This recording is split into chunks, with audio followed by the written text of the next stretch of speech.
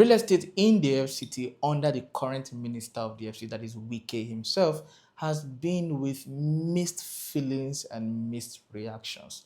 To some, it has been absolutely amazing. It has been great. To some others, it has been bad. It has been bad news. It has been regrettable. So in this video, I want to talk to you really practically about real estate in the FCT under Wike, what you should do, what you should not do. Of course, there's going to be a summary of the video for all parties, and you should please pay attention and look out for that. My name is Raymond Ijoma, and I am the lawyer who loves real estate. Or if you like the real estate entrepreneur who uses law and real estate as a tool in building wealth for myself and my clients all over the world. Our job is to not just provide you real strategic investment opportunities. We also make sure that you are properly educated on how to invest the right way in and around the FCT. And this video is brought to you by Fortreal Limited. Please make sure that you subscribe to this channel, like this video, turn on the notification, and very importantly, share the video with as many persons as possible. Those who are planning to invest in the FCT and those who are already investing in the FCT. So let's get right into the conversation. FCT real estate under Wike Nyesom, Minister of the FCT. There are four key factors and elements that have been the reality since coming into office as a minister.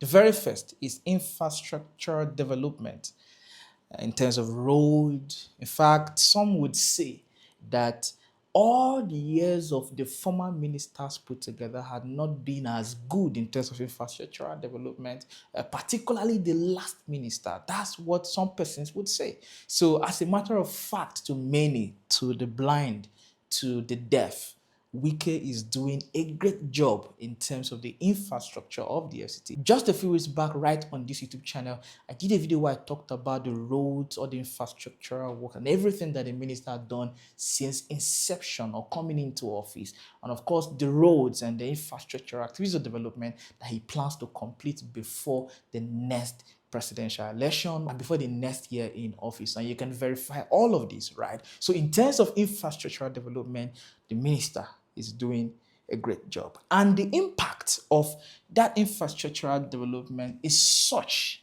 that causes one good problem. I'm calling it good problem, depending on who.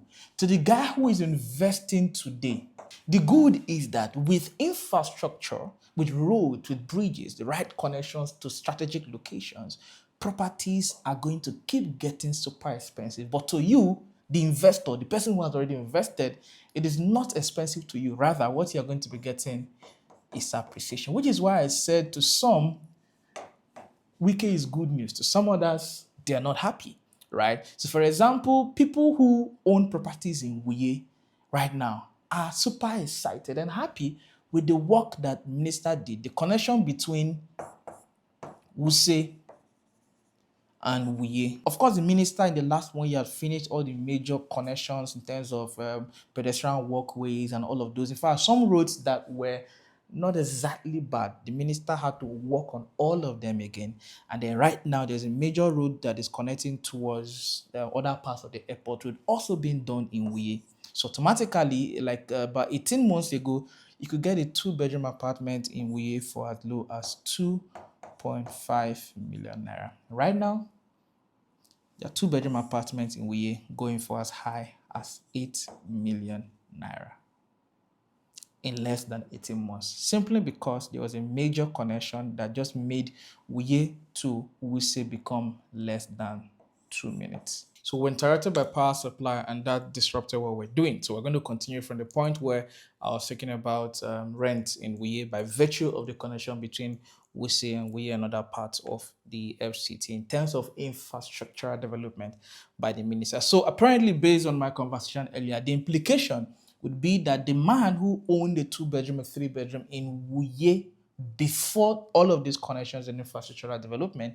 it meant that he can now even make more money from that house, that 2-bedroom that he had all along, right? Why for the tenant who lives in there, that becomes lamentation in the negative sense All right. So in terms of infrastructure, the same thing with land, right? Places that you could buy land for 2 million naira prior to now, within those same locations, because of infrastructural development, they're hearing that lands are now going for as high as 8 million to 10 million naira in those locations, right? So for the person who could not afford it at the time, who is now hearing that the land is for 8 million naira, of course, that's not good news to the person. All right. So the other two or the other realities that relates to real estate in Abuja under the FCT under Wike is demolition. Demolition has been a thing, and some persons have different opinions about demolition. But the first thing, the first legal thing, or the first thing that the law or Wike would naturally say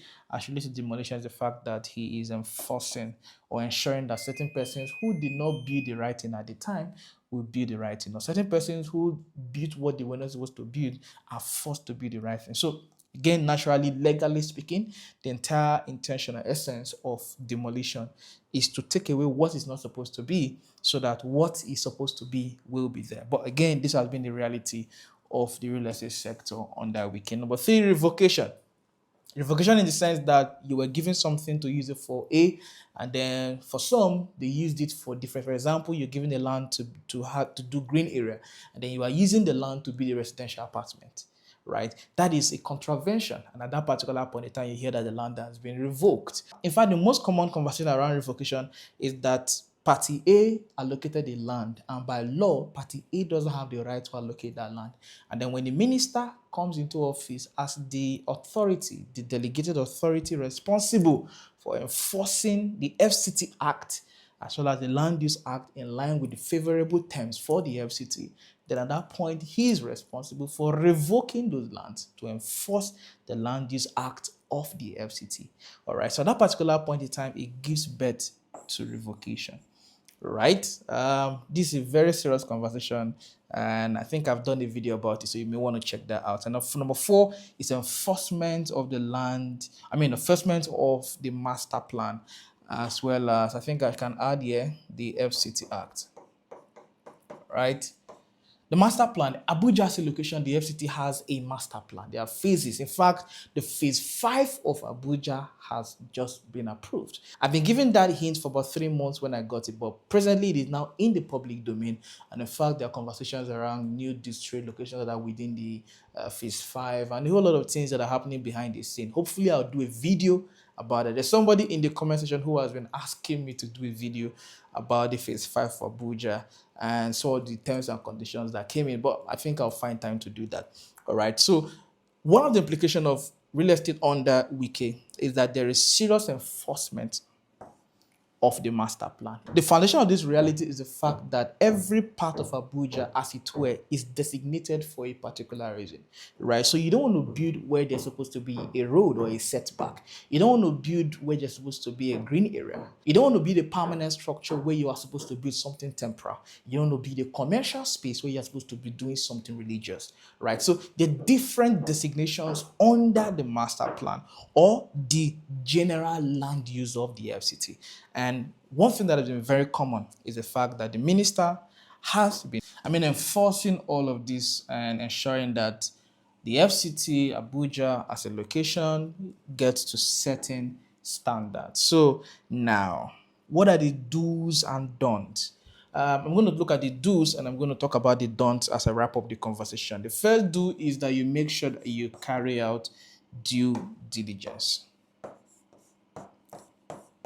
Due diligence. And let me say this very quickly. Due diligence is not search. Of course, search is a thing, right? Window search is an attempt, is a procedure. Depending on who you are dealing with, depending on what you want to carry out due diligence for per time, depending on the type of property you want to buy, right? Due diligence is beyond window search. All right, so that is the conversation for a lawyer. Like I mentioned, I am a property lawyer. That is my field. That is my area. That is my practice. All right, so for people who just assume that due diligence solves the problem, it depends who you are dealing with. Window search can just be an attempt to confirm if this land exists. all right? But there are other practical dimensions of due diligence. So it all depends on who you are dealing with per time. If you trust this guy, but you just want to confirm just maybe a few things here and there, then a window search is fine. But if not, you're not so certain of the company, then what you are meant to do is beyond a window search. I think I'll leave it right there. All right. And again, due diligence, depending on the lawyer and how versatile, how experienced he is, it's safe to say it's not cheap. All right. And number two, invest in line with the master plan. Invest in line with the master plan. So invest in line with the master plan or the Land Use Act as well as the FCT Act. All right. And number three, obey rules and terms of allocation. So every allocation has rules and regulations. The rules and regulations of your allocation, and this is applicable everywhere in Nigeria. The moment you have a statutory title, whether issued by the local council or issued by the state government or the federal government, there are terms and conditions that must apply. So it's not only in Abuja. For example, the same way you have a 2-3 years building period in that allocation terms or statutory title in the FCT, it's the same way you have it in Enugu, it's the same way you have it in some parts of Lagos, or depending on the jurisdiction, right? So it's not only applicable in the FCT. So again, there are rules for every allocation or statutory allocation. So you want to make sure that you try as much as you can to obey them. And number four, very importantly, look beyond Wike's tenure. If you are afraid and you say, oh, I'm not going to invest, Wike is demolishing properties and all of that. If you say that, by the time because Wike is not going to be in office forever. By the time Wike leaves office, properties that you would have been able to buy for 8 million naira right now will be comfortably going for as high as 15 to 20 million naira and even more. And if your salary or your business did not grow as fast as this increase, then chances are you will never or may never be able to afford real estate in the FCT, even in places that may be referred to as bushes right now. So you stand a great chance of losing across all levels by not investing because of Wike. So you must look beyond Wike. So what are the don'ts? I think I've touched it. Number one, under the things you should not do, don't allow fear to make you stay away from investing in Abuja. And number two, don't invest blindly. Don't invest blindly under Wike. You don't want to do that. If you need further clarity as relates to these conversations on how to invest rightly and safely in the FCT, do reach out to the number sharing right on your screen. And of course, we have properties that you can invest in and go to sleep. In other words, you can invest in and experience peace of mind while you are building wealth, building sustainable wealth, leveraging on real estate. My name is Nyesom, and I'm the lawyer who loves real estate. If you like the real estate entrepreneur who uses law and real estate as a tool in building wealth for myself and my clients all over the world. If you're interested in further conversations or securing a property from us, do reach out to the number sharing right on your screen. I'll see you on the very next one. Bye-bye.